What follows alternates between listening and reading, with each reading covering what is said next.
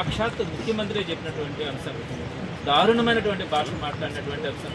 దానికి సంబంధించి యావత్ ప్రపంచంలో ఉండేటువంటి హిందువులందరూ కూడా సుమారుగా 120 కోట్ల మందిగా ఉన్నటువంటి హిందువులందరూ కూడా వారి మనోభావాలు దెబ్బతిన్నప్పుడు వారి గొంతుకుగా మేము ప్రశ్నించాలన్న ఆలోచనతో గత వారం రోజులు కూడా ఈ ప్రభుత్వాన్ని డిమాండ్ చేశాం, దీని మీద చర్చ కావాలా అని.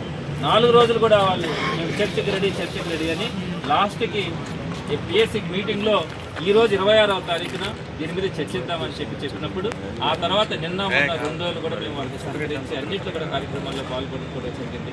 అయితే ఈ రోజున దానికి సంబంధించి చర్చ ప్రారంభం కాగానే అనవసరమైనటువంటి ఇష్యూస్తో అధికార పార్టీ సభ్యులందరూ కూడా గొడవ చేసినటువంటి తీరు చాలా బాధ పెట్టింది. మొదటిగా క్వశ్చన్ అవర్ అయిపోయినా కూడా ఆ క్వశ్చన్ అవర్ని కంటిన్యూ చేయాలని చెప్పడం, లేదా క్వశ్చన్ అవర్ ఆగిపోయింది ఎందుకు ఆగిపోయిందని నిరసన తెలియజేయడానికి కానీ, ఆ తర్వాత ఈ షార్ట్ డిస్కషన్లో మీరు మాట్లాడకూడదు, మేము చెప్పిందే మీరు వినాలా, మేము ఇచ్చిన స్టేట్మెంట్ మాత్రమే మీరు వినాలా అని చెప్పినటువంటి తీరు కానీ, ఎక్కడైనా కూడా మేము షార్ట్ డిస్కషన్ ఎందుకు అప్లై చేసినాం, ప్రజల గొంతు, ప్రజల్లో ఉన్నటువంటి బాధని, ప్రజల మనోభావాలు దెబ్బతిన్నటువంటి విధానాన్ని ఈ ప్రభుత్వం దృష్టికి, ప్రజల దృష్టికి తీసుకురావాలని మేము డిమాండ్ చేసి ఈ షార్ట్ డిస్కషన్ని డిమాండ్ చేసినప్పుడు షార్ట్ డిస్కషన్కి అవకాశం వస్తే ఈరోజు మీరు ఒక స్టేట్మెంట్ ఇచ్చి మీరు విని పొమ్మని చెప్తే అది ఎంతవరకు ధర్మం? అప్పటికి కూడా మేము అన్ని సాక్ష్యాలతో ఉన్నాం. ఎందుకు ఇంత భయపడతా ఉన్నారు, ఎందుకు చర్చకు రావడానికి ముందుకు రావట్లేదు మేము చెప్తా ఉన్నాం. ఇది ఒక భారీ కుట్ర, ఇది ఒక పెద్ద స్కామ్.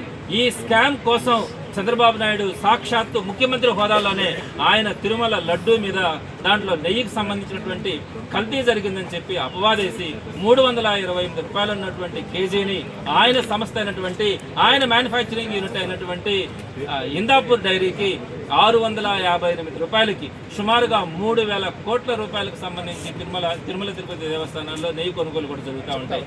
ఆ సందర్భంగా ఈయన దానికి 358 రూపాయల నుంచి 650 రూపాయలకు పైగా ఈ కేజీ నెయ్యి ధరని పెంచుకొని వారి మ్యానుఫ్యాక్చరింగ్ యూనిట్కి ఈరోజు కాంట్రాక్ట్ ఇచ్చుకున్నటువంటి పరిస్థితి, ఇంతకంటే దారుణమైనటువంటి పరిస్థితి ఇంకోటి ఉండదు. ఇంకొకటి మీరు చెప్పినటువంటిది ఏంటి, ఏఆర్ డైరీ నుంచి వచ్చినటువంటి 4 ట్యాంకర్లలో కల్తీ ఉందని చెప్పారు. అసలు ఆ కల్తీ ఎప్పుడు జరిగింది?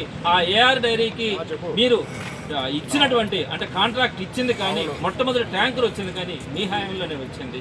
ఆ తర్వాత ఆ 4 ట్యాంకర్లు కూడా పట్టుకునేది కూడా మీ ప్రభుత్వ హయాంలోనే. ఆ తర్వాత అవి తిరిగి వైష్ణవి డైరీ ద్వారా మళ్ళీ టీటీడీలోకి వచ్చింది కూడా మీ ప్రభుత్వ హయాంలోనే. మొత్తం జరిగింది కూడా పొరపాట్లు అంటే మీ ప్రభుత్వంలోనే జరిగినాయి.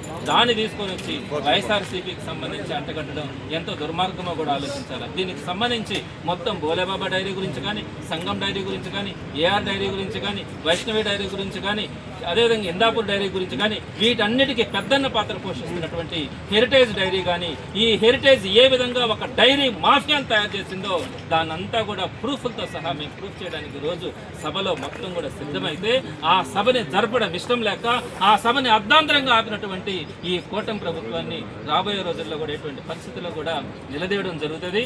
ఖచ్చితంగా చర్చ పూర్తయ్యేంత వరకు కూడా వైఎస్ఆర్సీపీ పట్టుకోవడం కూడా జరుగుతుంది.